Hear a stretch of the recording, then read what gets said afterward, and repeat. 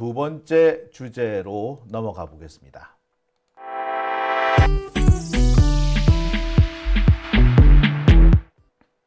네, 오밤중에 뉴스 함께하고 계신 지금 시각 12시 16분 지나고 있습니다. 두 번째 주제는 오늘 있었던 이화영 부지사 항소심 선고 관련된 내용입니다. 정말 어처구니 없는 판결이 나왔죠. 지난번에 한번 선고 기일이 연기가 되기에 좀 찜찜하다는 느낌을 지우지 못했습니다. 제가 이렇게 그때도 왠지 찜찜했는데 말씀을 못 드렸어요. 또 시민 여러분들 걱정하실 것 같기도 하고. 근데 참 찜찜했었습니다. 왜냐하면은 이 선고가 연기되는 경우는 통상 그동안 진행되어 왔던 재판 분위기와는 반대되는 결론이 나오는 경우가 많기 때문입니다. 그래서 이번에도 혹시 그렇게 되면 어떡하나 걱정을 했는데, 네, 역시 그 걱정이 현실이 되고 말았습니다. 참 우리 민주시민들 여러 가지 측면에서 이 담당 판사가 우리를 열받게 하죠.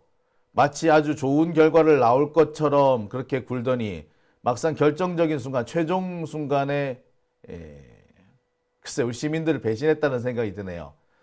그래서 오늘 두 번째 주제는 이화영 부지사한테 상고심에서도 중형을 선고한 문주영 부장판사, 이 사람에 대한 얘기를 좀 해볼까 합니다. 이화영 부지사 사실 1심 판결이 나오기까지 2년 넘게 구속이 되어 있는 상태였습니다. 1심 판결이 나오지 않았는데 2년 동안 구속이 되어 있다. 이게 말이나 되는 소리입니까? 인신구속이 2년씩이나, 아니 선고가 안 나온 상태에서 2년씩이나 수감이 된다는 게 이게 말이나 되는 거예요. 바로 문제는 여기에서 모든 것이 출발하는 겁니다. 사람을 1년, 2년씩이나 감옥에 가둬놓고 보세요. 무슨 일이 벌어지는지. 네. 판사는 그거를 모르는 것 같습니다. 인권에 대해서 얼마나 천박한 사고방식을 가지고 있는지, 그런 천박한 사고를 갖고 있는 사람이 판사를 하고 있다는 데에서 우리는 좀 우리 사법부의 개선 방향을 좀 생각해 봐야 되지 않을까 생각이 듭니다. 그래서 오늘 바로 그 의미에서 문주영 부장판사, 이화영 부지사한테 또다시 중형을 선고한 문주영 판사에 대해서 짚어보도록 하겠습니다. 자, 이 문주영이라는 판사, 오늘 이화영 부지사 선고, 항소심 선고가 나왔습니다. 1심보다는 형이 좀 줄었습니다. 하지만 1심에서 잘못한 거를 정리한 거기 때문에 실질적으로 양형이 줄어든 건 아니었습니다. 1심에서 인정한 것을 항소심에서는 그대로 다 인정을 해버렸어요. 제일 당황스러웠던 거는 김성태를 비롯해서 이 쌍방울 관계자들의 진술을 그냥 그대로 인정했다는 겁니다. 거짓말을 할 이유가 없다. 왜 없어? 김성태, 방용철, 안부수, 그들은 북한과 짜고 주가 조작을 한 겁니다. 그것을 이화영한테 뒤집어 씌우고 더 나가서 이재명한테 뒤집어 씌우려고 하고 있는 거예요. 그런데 그게 거짓말할 이유지, 그보다 더 큰 거짓말 이유가 또 있습니까? 거짓말하기 위해서 제일 많이 쓰는 이유가 뭐냐? 석방을 하는 겁니다. 석방입니다. 석방. 본인의 석방을 위해서는 거짓말이고 뭐든 다 할 수 있는 게 이들이거든요. 자, 그런데 거짓말할 이유가 없다라고 판단한 이 판사, 도대체 대가리 속에 뭐가 들었는지 하나하나 끄집어내 보고 싶을 정도입니다. 정말 당황스러웠던 부분은 바로 이 부분입니다. 북한 공작원 리호남의 필리핀 존재 여부에 대해서 재판부는 이런 판결을 내려요. 북한 공작원이라는 신분을 감안할 때 리호남이 공식 초청자 명단에 없었거나 국제대회 참석자 중에 리호남을 본 적이 없다고 한 것만으로는 김성태 진술의 신빙성이 없다고 볼 수 없다. 참네. 본 사람도 없고 초청 명단에도 없는데 그래도 이 리호남은 왔을 것이다. 심지어 국정원에서 리호남은 필리핀에 가지 않았다 라고 했는데 단지 김성태 진술만 가지고 리호남이 왔다라고 주장하는 이 뻔뻔스러운, 단지 본 사람이 없다는 말 그것만 가지고 리호남이 필리핀에 오지 않았다 그렇게 속단할 수 없답니다. 나 진짜 어처구니가 없죠. 본 사람이 없는데 어떻게, 그러면은 왔다라는 증거도 없잖아요. 오로지 김성태 진술만 가지고 이렇게 판단을 내린 겁니다. 이런 주장은요, 검찰의 주장과 매우 동일합니다. 리호남은 북한 공작원이니까 다른 사람 눈에 띄지 않고 얼마든지 나타날 수 있는 게 아니냐. 참 기가 차서. 그렇다면 왔다라는 증거도 없는 거 아닙니까? 예, 그렇다면 왔다라는 증거도 없고 안 왔다라는 증거도 없고 애매할 때는 피고인의 이익으로라는 기본적인 원칙도 까먹은 것 같습니다. 이게 말이나 되는 판결입니까? 검사의 주장을 복붙하려면 판사가 왜 필요하겠습니까? 이뿐만 아닙니다. 우리가 여러 차례 강조했던, 여러 차례 주장했던 바로 그 연어회 파티, 소주 파티에 대해서도 이 판사는 이렇게 말합니다. 쌍방울 법인카드가 수원지검 인근식당에서 결제가 됐고 2003년 5월 29일 검찰 조사를 받았다. 자, 그와 같은 행위가 있었다고 말하는 영상 녹화실 등을 볼 때 실제로 그런 행위가 있었는지 상당한 의구심이 든다. 쌍방울 법인카드가 사용이 됐고 바로 그 사용이 된 그날 김성태, 방용철, 이화영이 검찰에서 조사를 받았는데 그렇다고 하더라도 그와 같은 일, 연어회 파티가 있었는지 알 수 없다, 믿을 수 없다. 그러면서 이렇게 얘기합니다. 이화영의 정치 경력, 연령, 학력을 고려할 때 연어나 술 등이 제공되었다고 해서 근본적인 영향을 받을 것이라고 보기 어렵다. 아니, 2년 넘게 감옥에 갇혀 있었어요. 그런데 연어회 여기 안 넘어갈 것 같아? 검사, 판사 니들은 안 넘어갈 것 같아? 솔직히 말할게, 판사 니는 더 빨리 넘어갈걸? 아니, 너는 하루를 견딜지 이틀을 견딜지도 모르겠다. 판사, 검사 니들을 똑같이 감옥에 쳐넣어줄게. 니들은 얼마나 견디는지 보자고. 이 주장은요, 검사가 했던 주장입니다. 검사가 했던 주장을 그대로 복사해서 갖다 붙인 겁니다. 이화영과 방용철과 김성태가 검찰 조사를 받던 날 쌍방울 법인카드가 그 근처에서 사용되었고 연어가 실제로 구매가 되었다고 하지만 그것만 가지고는 믿을 수 없다. 그럼 또 어떻게 하라고? 왜 이화영 측에서는 물증까지 들이밀어도 믿을 수 없다 그러고 김성태의 주장은 주장만 있는데, 진술만 있는데 믿을 수 있다 그러고, 이게 판사입니까? 이게 최소한의 공정성을 가진 판사인가요? 이건 판사가 아니라 개새끼입니다. 씨발년이지. 다시 한번 말씀드립니다. 이와 같은 주장은 검사의 주장과 동일합니다. 마치 복사해서 갖다 붙인 것과 똑같습니다. 우리는 여기서 한 가지 결론을 내릴 수 있습니다. 이 판사는 인권에 대한 인식 자체가 대단히 천박하다. 제가 여러 차례 말씀드립니다만 이화영 부지사는 1심 판결이 내려지기 전에 이미 2년 동안이나 감옥에 갇혀 있었습니다. 1심 판결이 안 나왔는데 2년씩이나 감옥에 가둬두는 일이 어떻게 있을 수 있습니까? 그 자체가 고문 아닌가요? 그리고 자신의 주변, 부인, 딸 다 조사하겠다는 겁니다. 자, 판사 쌍년아. 진짜 내 욕이 안 나오려고, 욕 안 하고 참으려고 그랬는데, 이 쌍년아. 니는 네 아들, 남편 다 붙잡아 놓고, 네가 자백 안 하면 네 남편 족친다, 네 아들 족친다, 라고 하면은, 안 넘어가겠냐? 이 망하려나. 겨우 이화영이 연어 때문에 넘어간 것 같아. 그 숱한 협박 다음에 오는 연어였다고, 이 쌍년아. 네가 그러고도 판사냐? 네가 그러고도 판사냐고. 최소한의 양심을 가졌다면 너 그딴 식으로 살면 안 된다. 밤길 조심해라, 이년아. 어휴, 얼마나 인권에 대한 천박한 사고방식. 아니, 판결이 안 났는데 2년씩이나 사람을 가두어 둔다는 게 말이 됩니까? 그 자체가 고문 아닙니까? 그리고 그 와중에 가족들에 대해서 가족의 안위를 겁박하는 이런 행동, 이게 고문 아닌가요?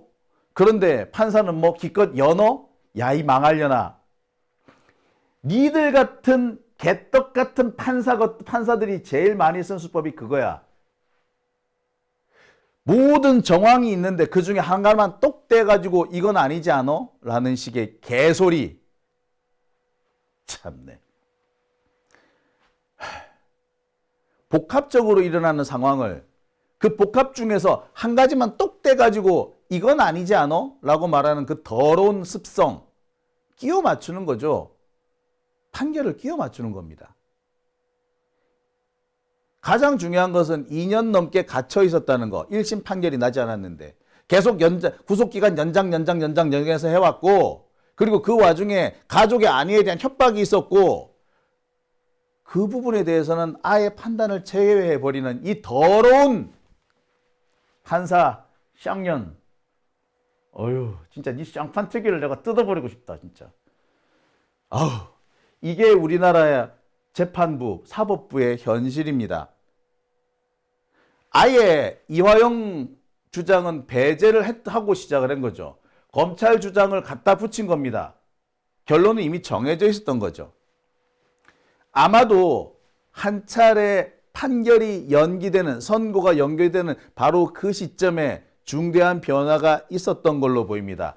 대체로 판결, 선고가 연기되는 경우는 기존의 흐름과는 반대되는, 상반되는 일이 벌어지기 때문입니다.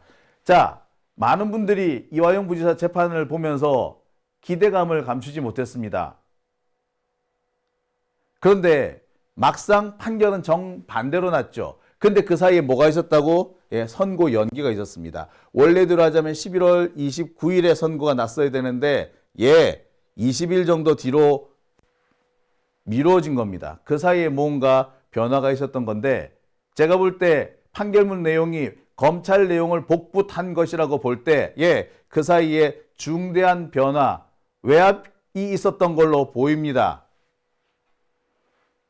외압이 있었든 회유가 있었든, 뭔가 아니면 다른 야로가 있었든 뭐가 있었다고밖에 볼 수 없는 거죠. 이렇게 된 이유는요, 결국에는 이재명을 죽이기 위한 겁니다. 오늘 기사들 다 보셨을 겁니다. 오늘 이화영 부지사 판결은 이재명 대표 재판에 직접적인 영향을 미칠 거라고 말이죠. 제가 이런 얘기를 하는 이유는 사법부, 검찰뿐만 아니라 법원도 마찬가지입니다. 이 법조계에는요, 윤석열과 같은 생각을 하는 사람들이 많습니다. 윤석열과 같이 아주 극단적인 사고방식, 심지어 부정선거 운운하는 얘기까지 그대로 받아오는 판사, 검사들 실제로 적지 않습니다. 민주당은 다 빨갱이고 간첩에 의해서 조종당하고 있다라고 생각하는 판사, 검사들 의외로 많습니다. 소수 아니요? 그들이 적어도 30%는 차지한다는 게 제 경험입니다. 이들은 이재명이 대통령 되는 것이 무엇보다도 싫고 무서운 거죠. 수단과 방법을 가리지 않고 이재명이 대통령이 되는 것을 막아야 되는 겁니다. 그래서 오늘 결국 이와 같은 판결이 나올 수 있었던 거죠. 재판부 문주영 부장판사의 마음을 누가 흔들어 놓았는지는 모르겠으나, 무엇이 흔들었는지는 모르겠으나, 결국 이런 사법부의 분위기, 절대 이재명이 대통령 되는 것은 막아야 한다는 이런 분위기가 영향을 미쳤다고밖에 그렇게밖에 볼 수 없습니다. 그리고 그 배경에는 윤석열과 똑같은 생각을 하는 사람들이 많이 있다는 그런 점들을 또 생각하시 볼 수밖에 없었겠죠.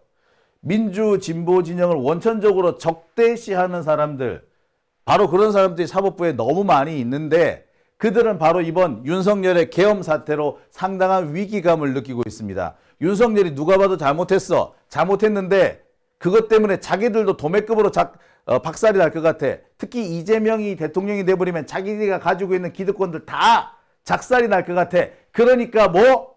야, 이재명 대통령이 되는 건 무조건 막아! 라고 하는 겁니다. 윤석열의 탄핵 그 자체를 막을 수는 없을 것 같으니 그럼 이재명이나 죽이고 보자! 라는 식의 행동을 보이는 거죠. 그게 이번 판결의 진짜 이유입니다. 달리 말해서 결론을 이미 내놓고 끼워 맞춘 거죠. 심지어 제가 의심하고 있는 거는 이미 내려진 판결을 뒤집어서 내려야 하는 자신들이 원하는 결론대로 끼워 맞추지 않았나, 막판에 뒤집지 않았나 하는 의심도 하게 됩니다. 이런 의심 어떻게 하느냐고요? 판사인데? 솔직히 대한민국 판사들 10명 중에 서너 명은 윤석열과 매우 동일한 생각을 갖고 있습니다. 정영식 판사, 그게 뭐 그런 사람뿐인 줄 아세요? 김영두 판사, 아니요, 그 사람뿐만 아닙니다. 조희대, 제가 지금 읊고 있는 사람들만 보세요. 이미 여러 명입니다. 그리고 그런 사람들일수록 놀랍게도 진급이 빨라요. 고위층에 쉽게 진출합니다. 그런 생각을 갖고 있어서 그렇게 진급을 하는 건지, 아니면 그 동네에서 서초동 바닥에서 오랫동안 지들끼리 살다 보면 그런 생각을 가지게 되는 건지, 참. 우리는 지금 중대한 위기에 봉착해 있는 겁니다. 윤석열 탄핵, 윤석열 계엄 사건, 이것으로 우리는 참 많은 일을 했다고 생각하는데 윤석열을 저지하는 것으로서 우리는 큰 일을 했다고 생각하지만 이제부터 가야 될 길이 더 먼 겁니다. 박근혜 때는 박근혜가 탄핵당하고 난 다음에 분위기 자체가 완전히 뒤져바뀌었죠. 적폐들도 아니라고, 노라고 말하지 못하는 상황이었던 겁니다. 마음속으로는 노라고 말하고 싶었겠지만 차마 입 밖에 내지 않았던 거예요. 적어도 그때까지만 해도 염치라는 게 있는 사람들이었었어요. 근데 이제는 뭐 그런 염치가 없는 거죠.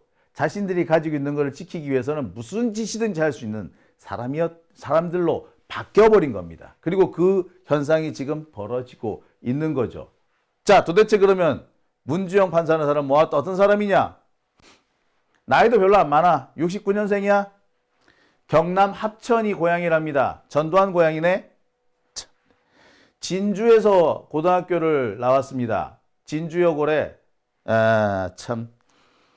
그리고 서울대 법대를 다녔고요. 사법연수원 25기라고 합니다.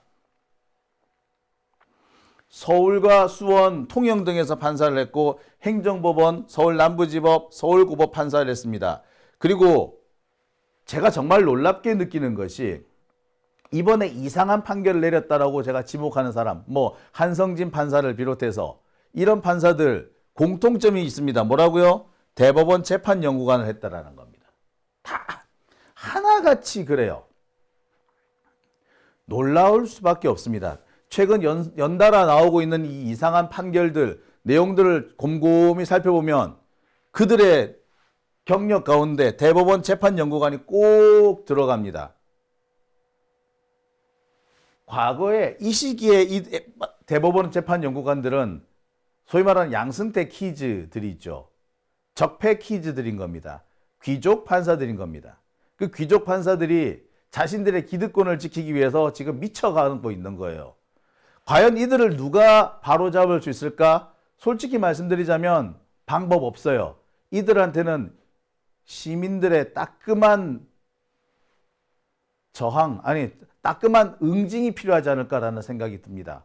그거 말고는 이 사람들을 바로잡을 수 있는 기회는 없는 것 같습니다. 자신들만 잘났어. 잘났기 때문에 자신들이 누리고 있는 거는 당연한 거야. 근데 이 당연한 것을 빼앗으려고 하는 이재명, 넌 나쁜 놈이야. 민주당 빨갱이 새끼들이야. 라는 고정관념을 딱 갖고 시작하는 거예요. 69년생 88학번이죠. 온 나라가 민주화 물결로 휩쓸리고 있던 그때 박종철 열사니 이한열 열사니 이런 사람들의 피값으로 민주주의를 얻었는데 얘는 그 시점에 사법시험 공부를 하고 그 사법시험에 합격한 거죠.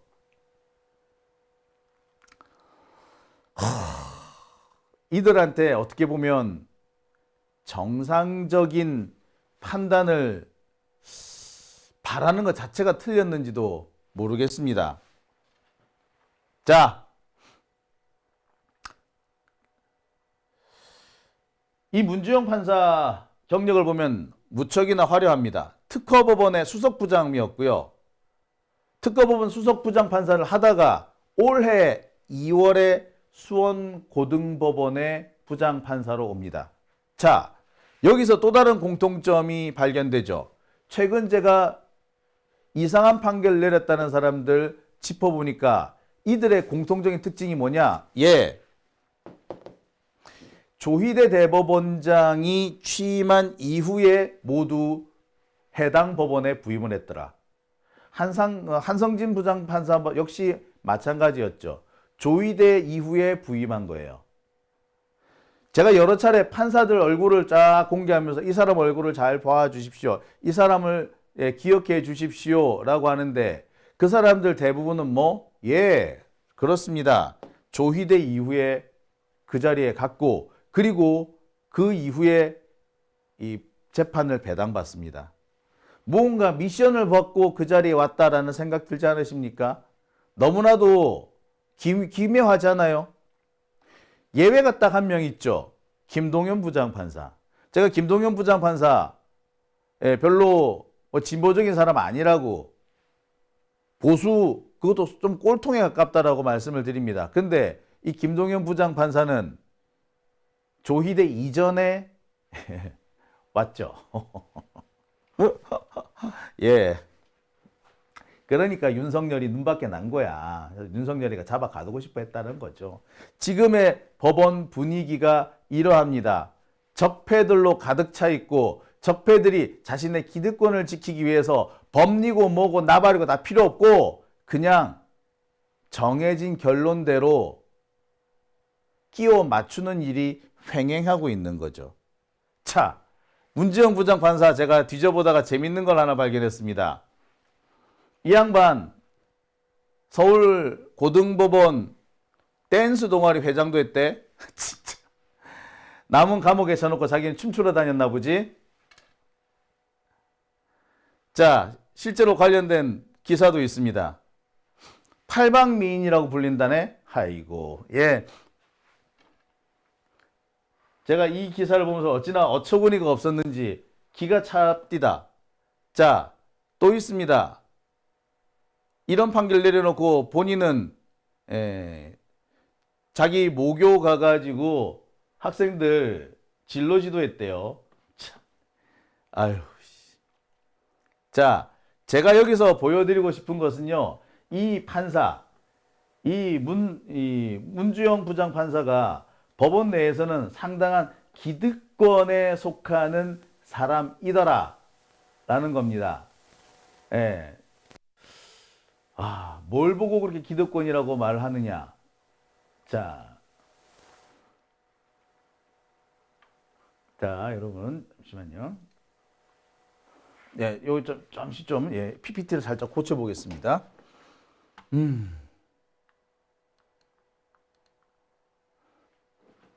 자, 제가 지금 보여드리는 이 기사는요, 벌써 한 8년 전 기사네요.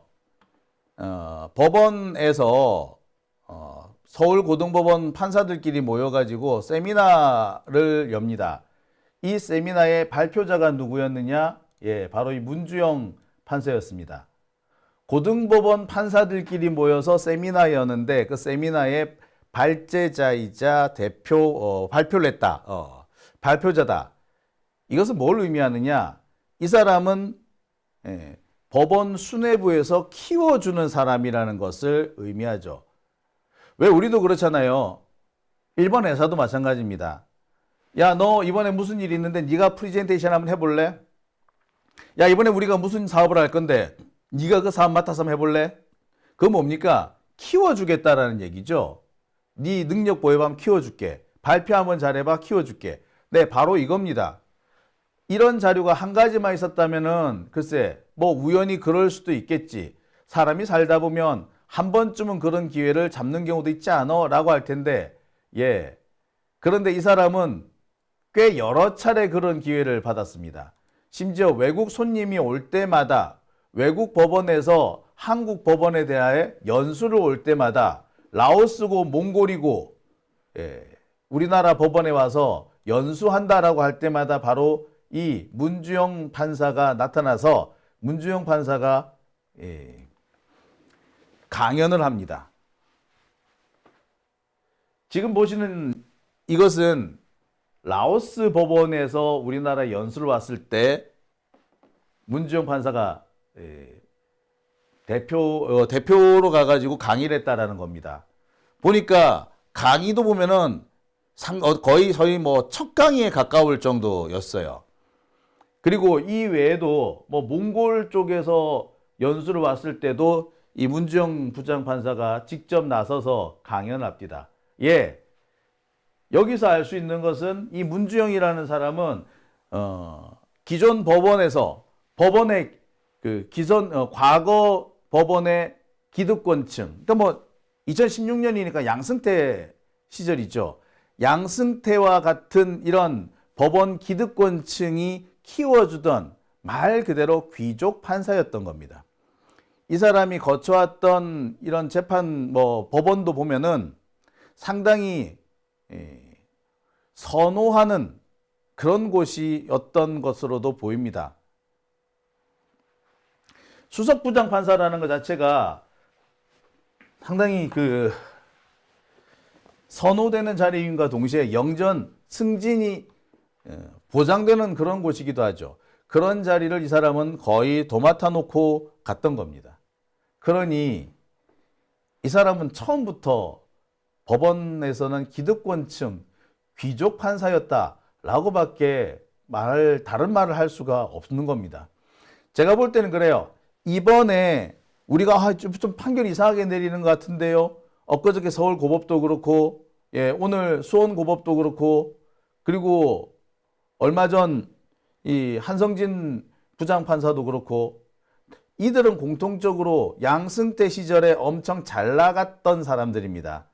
그러다가 김명수 대법원 시절에 조금 한직에 밀려 있었던 거지. 그런데 이 사람들이 최근 들어서 모두, 예, 원직, 복직, 예, 원래 자신의 자리로 돌아가고 귀족 대우를 다시 받기 시작한 거죠. 그러면서 동시에 이런 사건들을 맡게 된 겁니다.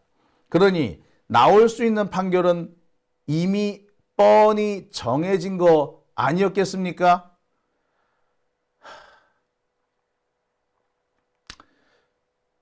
정말 화가 나죠. 예. 매번 우리가 사건 하나를 접할 때마다 느끼는 것들이 있습니다만, 예, 법원은, 아니 사법부는 이대로 두어서는 안 되겠다. 대대적인 개혁이 필요하겠구나. 자체 개혁은 불가능해 보이고 대대적인 외부의 힘에 의한 개혁이 필요하겠구나 라는 생각이 절로 듭니다. 자, 여기서 제가 한 가지 좀 황당한 내용을 하나 보여드리겠습니다. 여러분, 이 사람 누군지 아십니까? 예, 양진호라는 사람이죠. 소위 말하는 웹하드를 통해서 온갖 음란물을 퍼뜨렸다고 하는 사람. N번방 사건의 어떻게 보자면 핵심과 같은 사람. 예, 이 양진호 씨. 이 양진호 씨가 얼마 전에 항소심 선고를 받았습니다. 이 사건의 담당 판사가 누구였느냐고요? 예, 바로 그렇습니다. 문주영입니다. 그런데 이 양진호한테는 징역 5년밖에 안 나왔습니다. 참 어처구니 없지 않나요?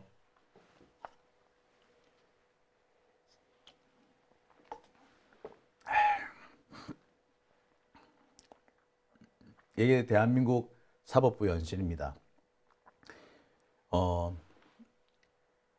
법원에서 어떤 제대로 된 정의로운 결과가 나오기를 기대한다는 것 자체가 어쩌면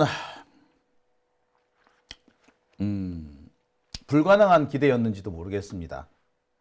지금 보시다시피 최소한의 공정성이나 최소한의 합리성, 최소한의 인권에 대한 인식 없지 않습니까? 참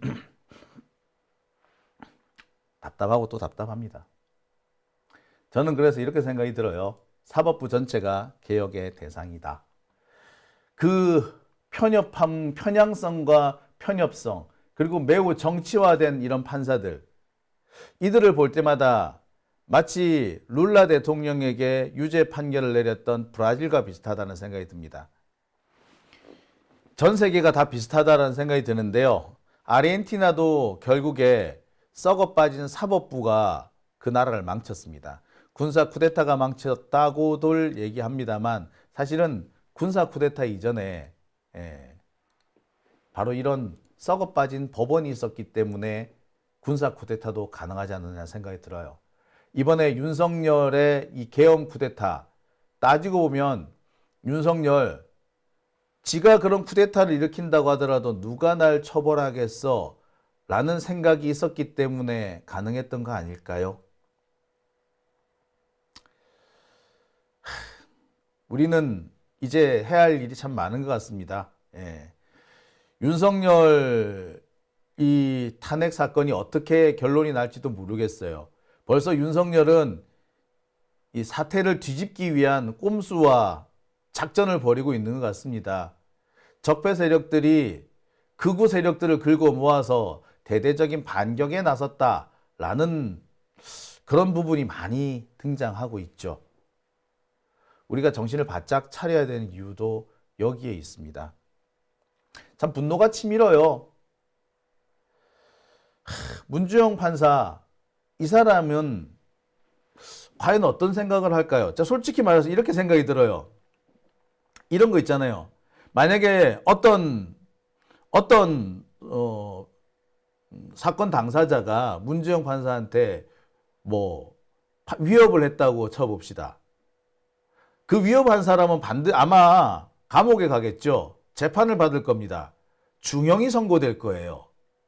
자, 근데 만약에 그 자리에서 판사를 위협했던 그 피고인이 이렇게 주장한다면 판사들은 뭐라고 말할지 모르겠네요. 판사의 경력이나 성품이나 그다음에 직업적 특성 이런 것들을 볼 때 내가 좀 위협했다고 판결에 영향을 미쳤겠느냐? 판결에 영향을 안 미쳤는데 이게 어떻게 공무집행 방해 혹은 보복 폭행 이렇게 볼 수 있느냐? 나는 그냥 폭행이었을 뿐이야. 그래 나한테 중형을 선고하면 안 돼. 뭐 이런 식으로 주장하면 판사들은 뭐라 그럴까요? 자, 부러진 화살 뭐 이런 경우도 그 예를 한번 들어볼게요. 부러진 화살의 그 가해자가 만약에 피해를 입었다는 그 판사를 두고 내가 비록 석궁점 들었다고 해서 판사가 그 정도에 흔들리겠느냐? 판사라는 직업적 특성이나 그 사람의 경력을 볼 때 그 정도로 판결에 흔들림이 있겠느냐? 라고 한다면 판사들은 뭐라고 말할까요? 사법부는 또 뭐라고 했을까요? 과연 그 변명을 들으려고는 했을까요? 입장 바꿔놓고 생각해야죠. 판사들이 가장 기본적으로 해야 될 것은 역지사지입니다. 바꿔놓고 생각해 보라고. 바로 그것이 인권의 출발점이에요. 아유, 참. 그렇게 천박한 인식을 가지고 그 자리에 앉아 있다는 것 자체가 대한민국의 불행이 아닌가 생각이 드네요. 자, 오밤중의 뉴스 함께하고 계신 지금 시각 12시 50분 지나고 있습니다.